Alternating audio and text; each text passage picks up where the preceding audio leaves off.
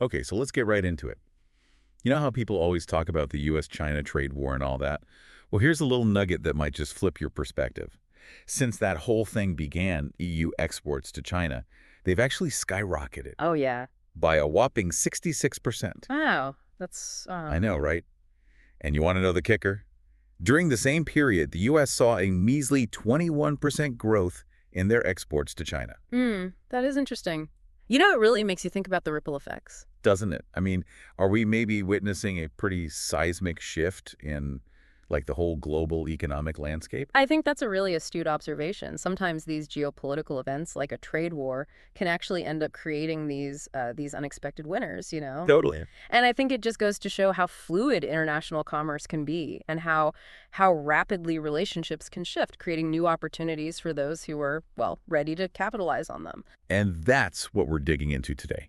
We're going deep on those evolving economic ties between the EU, the US, and China. And we've got a ton of interesting stuff to sift through. I know you're eager to understand these global trends, and we're going to cover it all. The EU's booming trade with China, potential conflicts brewing between the EU and US over tech regulations, the whole US Cloud Act situation, and what it means for data privacy across the Atlantic, and get this, the surprisingly strong hand the EU has in global services trade. It's a lot to unpack. You know, if we zoom out for a moment, what we're really looking at here is the complex interplay between these major global players. Their interests, sometimes they align, sometimes they clash. Understanding these dynamics is key to really grasping those broader trends that are shaping our world. Exactly. So we're going to distill it all down. We'll pull out those key insights, those nuggets that you can actually use. Yeah, that's the goal. All right, so let's jump right in. Starting with that 66% surge in EU exports to China. That number, since the U.S.-China trade war started, that's huge compared to the U.S.'s 21%. Yeah. So what's driving this dramatic increase? Well, from what we've been seeing, there are a few factors at play here. Okay. It looks like there's been significant growth in EU exports to China in a bunch of key sectors, like machinery, electronics, semiconductors, even aerospace equipment. Interesting. My guess is as the trade tensions between the U.S. and China escalated, China probably started to, shift some of its demand, looking for more, let's say, reliable suppliers, perhaps. And the EU, with its strong industrial base, they were well positioned to, fill that void. Makes sense. If you're facing obstacles with one partner, you'd naturally look to diversify your sources. Exactly. And it seems like the EU had what China needed ready to go. And didn't I read somewhere that there were talks of an EU-China investment agreement? Oh, you're right. That's a big piece of the puzzle. Those negotiations are still ongoing, but if they actually manage to hammer it out, it could be a real game changer. How so? Well, it's all about market access. This agreement is expected to, basically swing the doors wide open for EU businesses to tap into the massive Chinese market. And we're talking across a broad range of sectors. Wow. So yeah, if it goes through, this could potentially lead to, even stronger trade flows between them, solidifying the EU's position as a key economic player for China in the future. But I seem to remember that the U.S. wasn't exactly thrilled about this whole EU-China thing. Yeah. Any truth to that? Oh, absolutely. The U.S. government, especially the previous administration, they definitely raised some eyebrows. There were warnings, concerns that the EU was, well, maybe taking advantage of the U.S.-China trade dispute.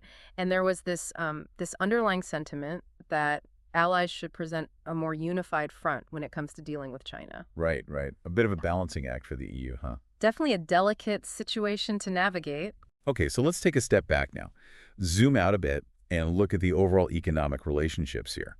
We know the U.S. and China are massive trading partners, even though they've got, well, a pretty rocky relationship at times. Right. So where does the EU fit into this triangular dynamic? Okay, so if we look at the global economic landscape, the U.S.-China relationship is definitely one of the biggest bilateral trading relationships out there. China is the U.S.'s largest trading partner, and the U.S. is China's second largest. Yeah. But like you said, it's not all smooth sailing. There are some pretty significant points of friction. Understatement. Right. We've got the whole trade war thing, then there are the intellectual property rights issues that keep popping up, and of course, the longstanding accusations of currency manipulation. Right, right. So where's the EU in all of this? So the EU, being the world's third largest economy, it's got pretty strong economic ties with both the US and China. They're a major trading partner for both. But, as we've already seen, the current trends suggest that the EU's trade relationship with China is growing at a much faster rate than its trade with the US. So Significant ties to both, but leaning more towards China in terms of growth. That seems to be the direction things are heading. Okay, so now let's shift gears a bit. We've talked about trade, but there's another area where things could potentially get a little, well, let's say heated. The EU and US and their different approaches to regulating big tech. Yeah, that's a fascinating one. It's almost like a fundamental difference in philosophies when it comes to regulating these massive online platforms. Right. We're talking about companies like Meta and Microsoft. And the EU, they're taking a very proactive, assertive stance with these Digital Markets Act, DMA, and Digital Services Act, DSA. Yeah, I've read about those. Their whole focus is on creating a fair and safe online environment. The EU's digital chief, Henne Verkunen, she's been pretty vocal about it, saying these acts are essential to achieving that goal. And also, interestingly, for protecting freedom of speech in the digital sphere. And I bet the US tech giants are just loving that. Well, let's just say they haven't exactly rolled out the red carpet. Mark Zuckerberg, Meta's CEO, he's been pretty outspoken in his criticism. Oh, yeah, I remember that. Yeah. He basically said that Europe is going overboard with these regulations, right? Yeah, his argument is that Europe has implemented too many laws that, in his words, institutionalize censorship. Mm-hmm. It seems like his main concern is around provisions in these EU acts that require platforms to remove illegal content and even potentially, proactively monitor for it, which some argue could lead to like overreach and actually suppressing legitimate speech.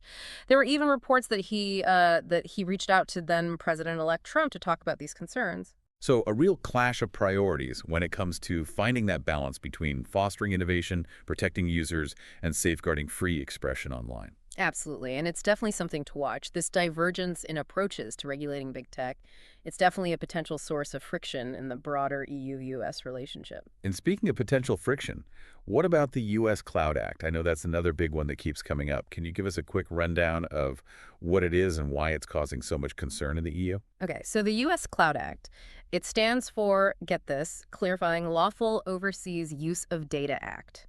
Catchy, right. Sure. It was enacted back in 2018 in the U.S. Basically, it boils down to this. It allows U.S. law enforcement agencies to compel U.S.-based tech companies to hand over data, even if that data is stored on servers outside the U.S. So location doesn't matter. Nope. So let's say, hypothetically, you have a European citizen, right? And their emails are stored by, let's say, Google on a server in Ireland.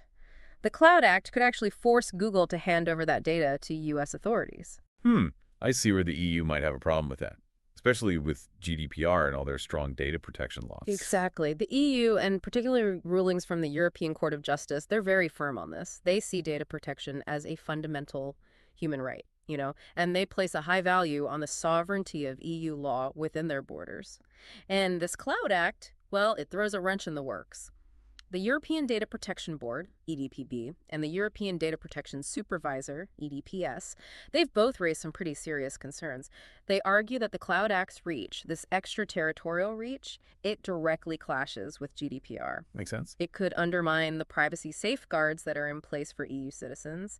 And there have even been warnings issued against using US-based cloud services for storing any sensitive EU data, just because of these potential legal conflicts. Wow, so companies that operate in both the EU and the US, they're basically caught between a rock and a hard place. US law says hand over the data, and EU law says protect it. Yeah. Exactly. A real catch-22. To try to resolve this whole mess, the EU and the US have been going back and forth trying to find some common ground. The EU, their proposal is either a brand new international agreement, one that includes really strong safeguards and follows this principle of dual criminality. Dual criminality. Meaning the alleged offense, it has to be considered a crime in both the US and the EU for them to share that data. Okay, so both sides have to agree that it's actually a crime. Right. The other option is to update the existing mutual legal assistance treaties, the MLATs. It's tricky, though. So any progress on those fronts? Well, both sides definitely want a stable framework. They both see the value in that. But there are still some pretty major differences in, the fine print. How broad should this agreement be? What should the overall structure look like? Finding that sweet spot where you balance the needs of law enforcement with the EU's strict data protection standards, it's a real challenge. It sounds like those negotiations are going to be interesting to watch. Now let's switch gears again. This next topic actually surprised me. This Eurostat report, it paints a very clear picture of the EU's strong position in global services trade. Can you walk us through some of the highlights, just how dominant is the EU in this sector? It's pretty impressive when you look at the numbers. So this 2023 Eurostat report, it shows that the EU accounts for a whopping 25.2% of global service exports, and they're pulling in about 23.4% of global service imports. Yeah, that's a huge chunk. And how does that compare to the US and China? Well, the US is holding 16.7% of exports and 13.7% of imports. So Right. yeah, they're a major player, but the EU is still ahead. Okay. China is quite a bit lower. They're at 6.5% for exports and 8.8% for imports. So you can see the EU is really dominating this space. Those numbers speak for themselves. What's fueling the EU's success in services? What are they doing that others aren't? The report points to the EU's incredibly diverse and competitive services sector. Hmm. And it's not just one or two things. They've got a strong presence across a wide range of industries. You've got the well-established players like finance and transportation, but then you've also got these booming sectors like tourism and a whole range of professional services. I mean, think about it. EU financial regulations, the sophistication of their financial markets, they offer this level of stability that a lot of global clients, especially with all the geopolitical uncertainty in the world, they're looking for that. Right. And here's another interesting tidbit. Services trade, it actually accounted for a significant portion of the EU's total trade in 2023. How much? We're talking 34.1% of their total trade in both goods and services. So it's not just a side hustle, it's a core part of their economic engine. It's a big deal. Any other interesting trends or details that jumped out at you from the report? Yeah, a couple things. So the EU isn't just a leader overall, they're also super competitive across a lot of the individual service categories. My boy. They actually hold the highest export value in 7 out of the 12 categories that were analyzed. But here's a little twist.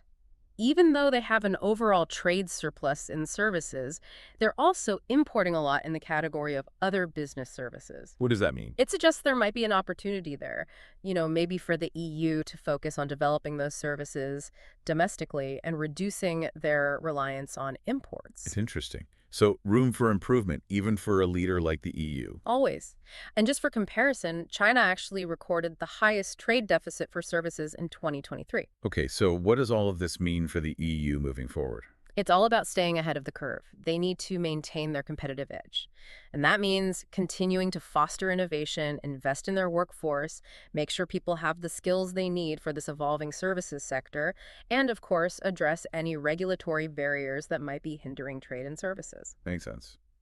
Anything else? Well, we can't ignore the elephant in the room.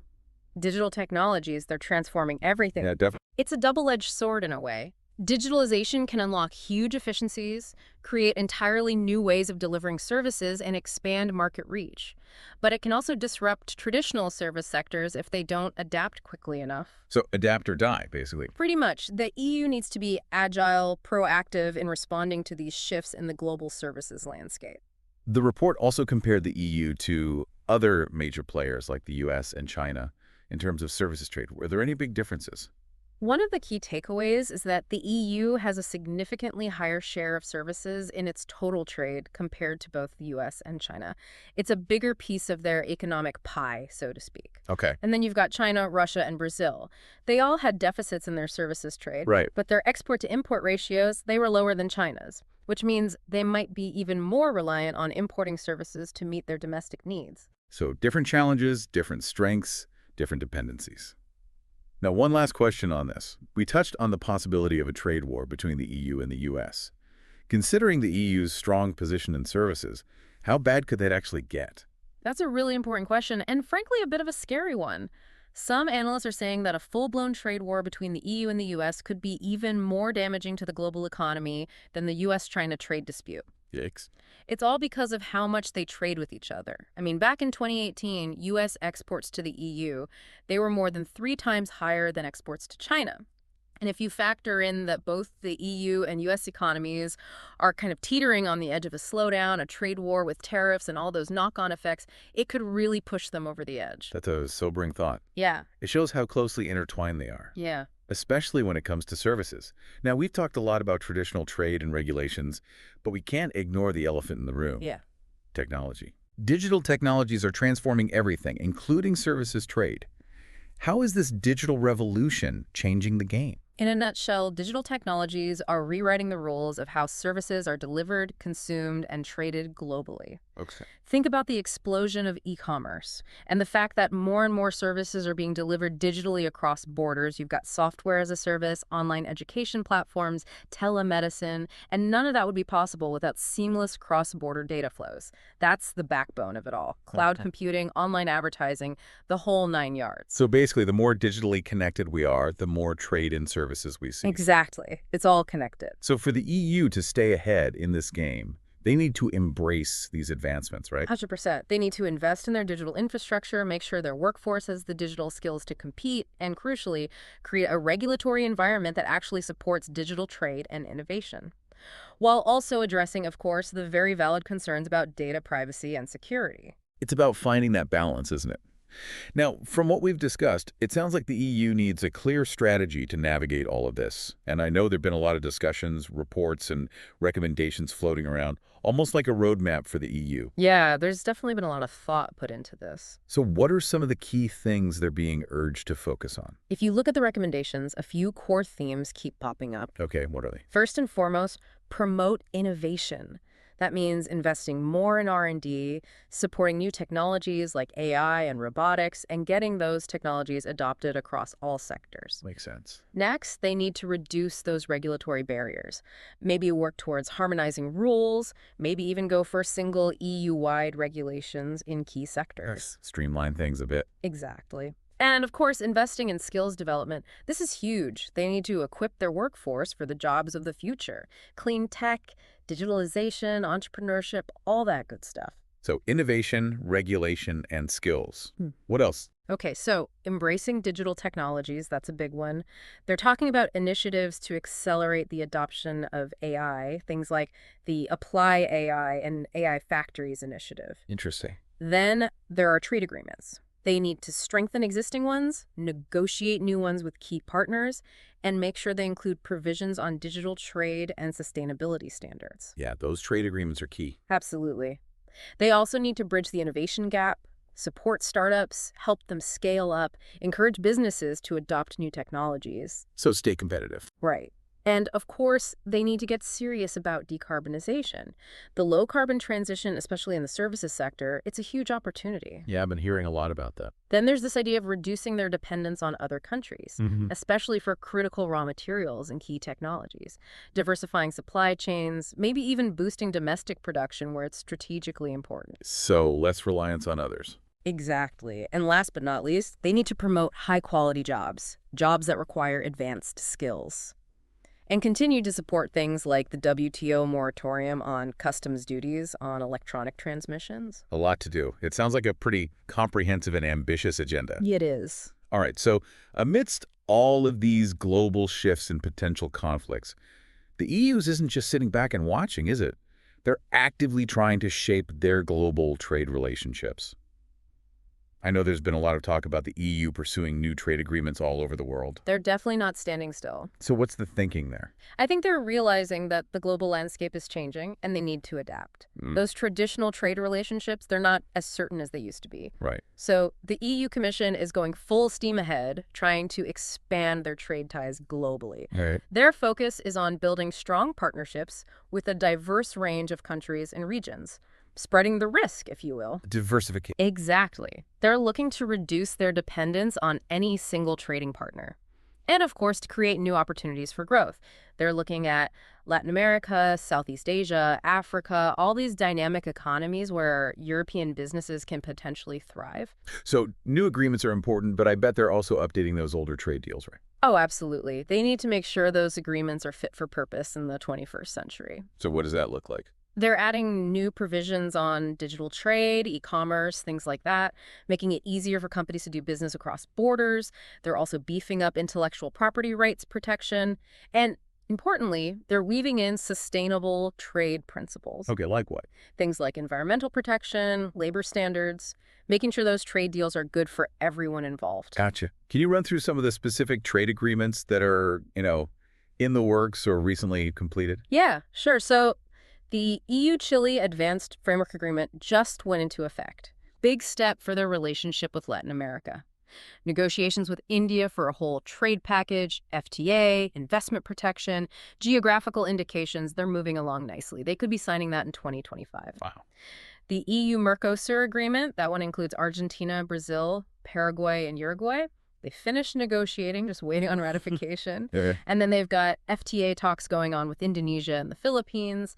The EU-Kenya Economic Partnership Agreement, that one's been signed, also waiting on ratification. A lot going on. There's also this EU-Singapore digital trade agreement in the works to complement their existing agreement. And of course, they've got those well-established agreements like the EU-South Korea FTA from 2015, the EU-Japan deal from 2019, and the EU-Canada CETA, which has been provisionally applied since 2017. So the EU is definitely busy on the trade front. They're building a network. Now, as we wrap up this deep dive, what are let's say, the key takeaways you want our listeners to walk away with?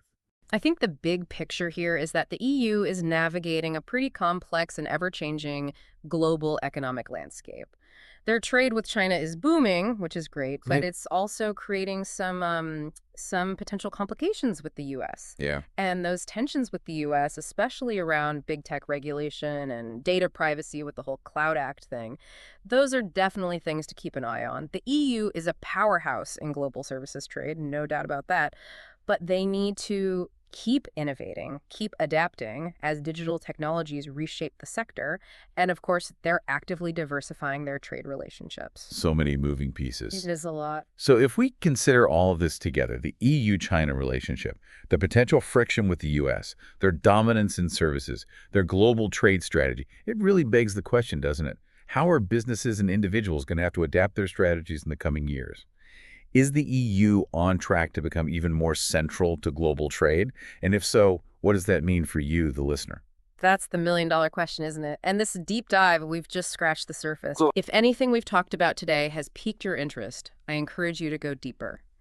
Those EU trade agreements, the details of the Cloud Act, these are things that are going to shape the future of global commerce. Understanding them will be crucial. So keep learning, keep exploring, and stay tuned for more deep dives into the ever-changing world around us.